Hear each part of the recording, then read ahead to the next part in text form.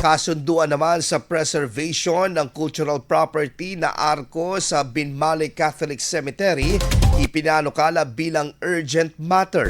Para sa detalye ng balitang yan, kasama natin Idol Jam Victorio. 104.7 IFM Report.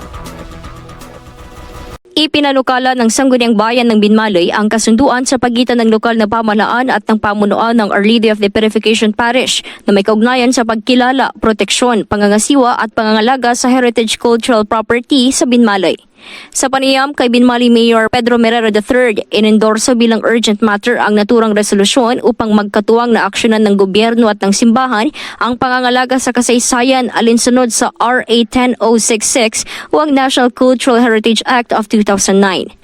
Under the law, if it's more than the structure is more than 50 to 100 years, ay sana tumupad tayo sa mismong batas na Republic Act 10006 under the Heritage Commission. Ito ang aking sulat, Memorandum Agreement in this matter para at least magiging maayos ang ating mismong heritage structures dito sa bayan ng Dagdag Binmalay. ng alkalde, layunin na mapanatili ang alinmang estruktura o lugar sa nasasakupang bayan bilang paalala sa mga susunod na henerasyon habang tumatalima sa itinakda ng batas.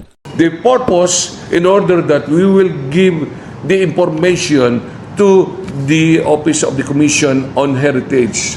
Ibig sabihin yan, para at least we will seek an advice through this endorsement of the resolution and at the same time with this memorandum of agreement between the state and the church. Sa naunang panayam sa Our Lady of Purification Parish, inihayag nito ang walang pagdadalawang isip na pagsunod sa batas at inihayag ang posibleng pagkansela sa planong reconstruction kapag napatunayang heritage site ang nasimulan ng gibain na arko.